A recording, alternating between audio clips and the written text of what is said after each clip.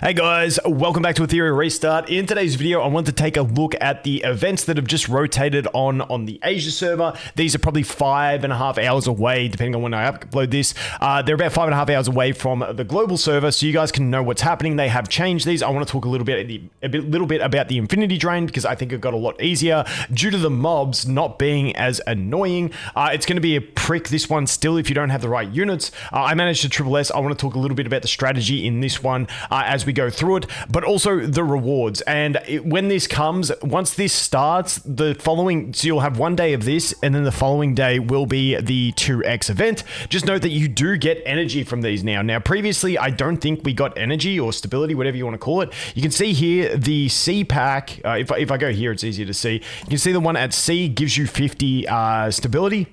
And then if you get to S, it gives you another 50 stability. So just keep in mind, my run in this thing took me like 18 to 20 minutes. So if you are playing that, safe game of trying to, get stamina for the next day, just leave yourself time to do it. Otherwise, don't stress. Like, it's not the end of the world saving that extra 100 for it. But that is the big change that happened here. Is the two things is that we got some extra stamina in there. You can check the rest of the rewards as well.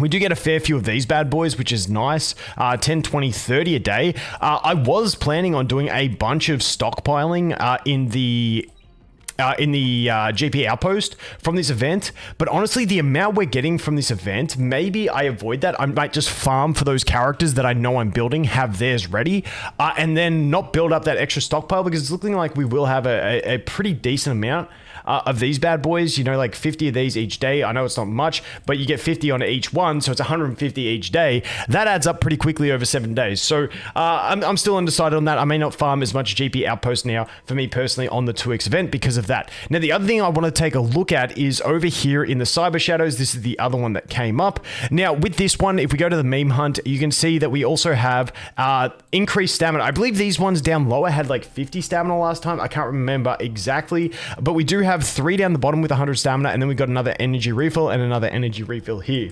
So for me, for the first few days of this, you can see if I go to my meme wish here, the ones I've already gotten the Rahu from someone. And if we go to my meme hunt, the other two that I've picked are this guy here and this girl here. So my meme wishes are basically just allocated towards trying to get the stamina, and I'm just going to try. And when I go into the battles, if I see one for the S, I'm just going to back that I can get this later on.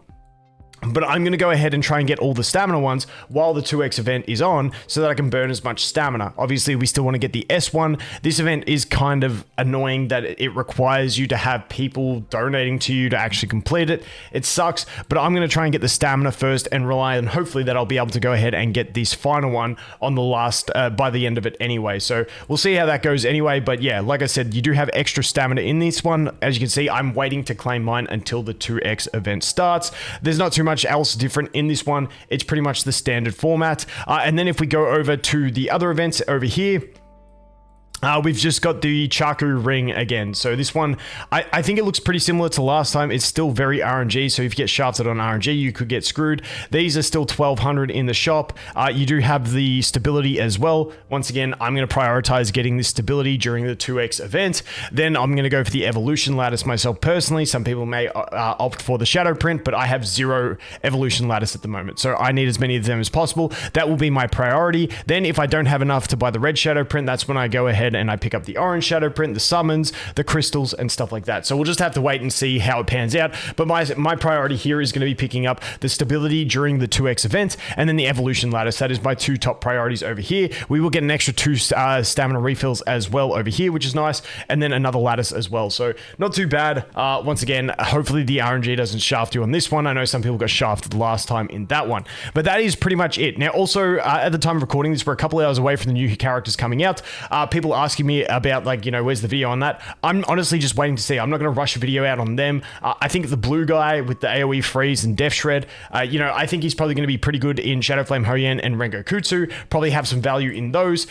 Could be deep, I think Doki Doki is going to be really solid. He fills 2 of the roles you're looking at, depending on what your team is. Aurora, I'm undecided. I just don't know if he's going to put the death break. His cycling of the abilities might be off tune, and so what if he tries to death break? I'm assuming he's going to use skill 3 first, so he tries to death break into the immunity, and then he tries to strip later on, and then he can't apply the death break, and then I don't know, like, are you still running Viper with him?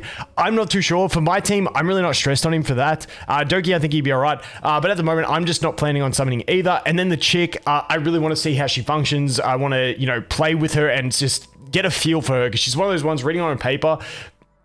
I'm kind of torn on whether she's going to be good or not, and how good she could be. So I really want to test her and see how she functions in practice, see all the little interactions before I go through that. But like I mentioned, I wanted to talk a little bit about the Infinity Train. Now, in this Infinity Train, I can't unfortunately run it anymore, and you can't watch your replays, which is kind of stupid. But in this one, you are allowed to use light, dark, and green characters. Now, some very important characters for this one. One is Kachi the Guard. Kachi the Guard is huge for this. I think mine's is ungeared now. Yeah, but this guy was huge because the enemies do have attack down, but they also have silence. And getting silence sucks. So Kachi the Guard, fantastic for obviously his immunity. Really nice. Now, you can go more bursty comps if you look at some of the top ranked players in terms of clear times. Like I said, mine took 18 minutes. Bro over here is clearing it in 3 minutes and 8 seconds. Dude is going ham. But you can see these guys are still using Kachi anyway. So obviously Kachi is an absolute monster for this. Another key unit for the not so, you know, bursty type players is going to be Vice. Vice is great because he has obviously his gauge reduction, his attack down, but he also has his taunt and heals. The taunt is nice if you get to the boss.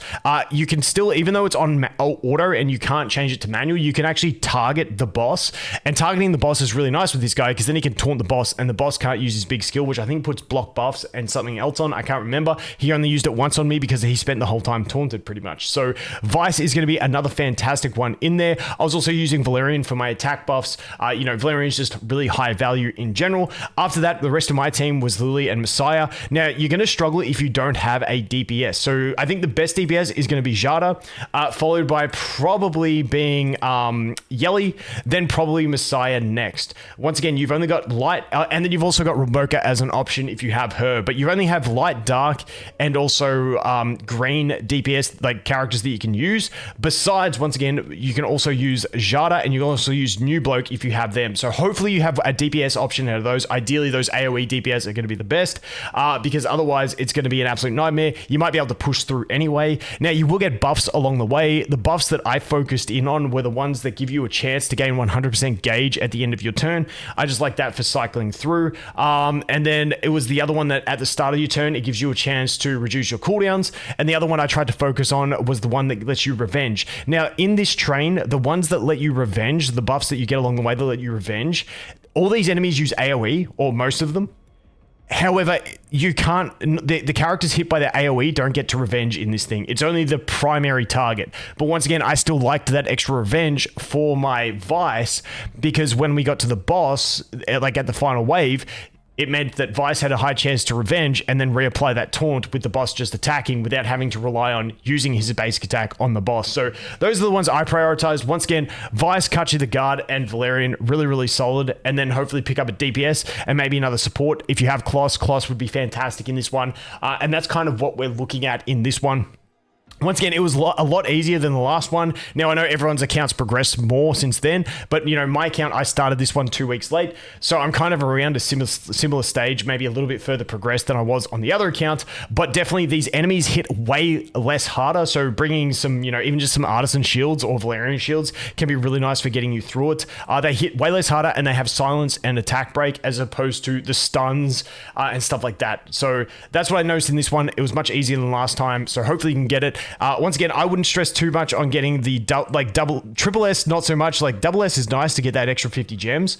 But once again, if you can just get up to that S would be ideal, just so you can get that extra 50 stamina on a daily basis. Because if you can do that, it's basically an extra 700 stamina over the event if you can get to S every day of the event, which honestly ain't too bad. A nice little boost to your progression and being able to farm over there without having to spend gems on the refills. But that is my update on the events. Just wanted to let you guys know these will be dropping on the global server in about 5 hours. So get grinding, hopefully you get some stuff. Anyway, as always, thanks for watching. Hope you have an awesome day, and I look forward to seeing you in the next one. Cheers.